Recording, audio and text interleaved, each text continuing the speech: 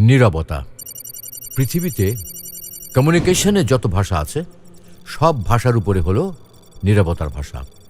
নীরবতা ক্ষেত্র বিশেষে আলাদা আলাদা ভূমিকা পালন করে। কখনো দারুণ প্রতিবাদ, কখনো সম্মতি, কখনো উপেক্ষা ইত্যাদি নানা অর্থকে প্রকাশ করে নীরবতা। কাজেই শাব্দিক শিল্প, চিত্র, সঙ্গীত কিংবা মিশ্র শিল্পর মাধ্যমগুলো এই নীরবতাকে শিল্পের মর্যাদা দিয়েছে। আসুন আজ জেনে নিই নীরবতা নিয়ে উক্তিগুলো।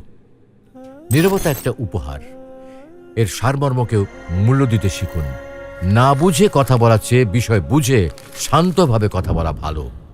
কখনো কখনো নীরবতাকে কথা বলতে দেওয়া ভালো। যখন কষ্টটা সীমা ছাড়িয়ে যায় তখন মানুষ কাঁদে না, চুপ করে যায়। নীরবতা মুখ থেকে নয়, মন থেকে প্রয়োজন। যে কলসি অর্ধেক পূর্ণ তাতে বেশি আওয়াজ হয়, যাকে আমরা বলি খালি কলসি বাজে বেশি। কিন্তু যে কলসি সম্পূর্ণ পূর্ণ থাকে তা কিন্তু আওয়াজ হয় না। চুপ থাকতে শিখুন।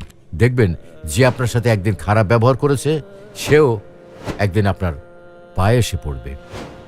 নীরবতা হলো প্রকৃত জ্ঞানের সেরা উত্তর। নীরবতা হলো মহান শিক্ষক এবং এর পাঠ শিখতে হলে আপনাকে অবশ্যই এর প্রতি মনোযোগী হতে হবে।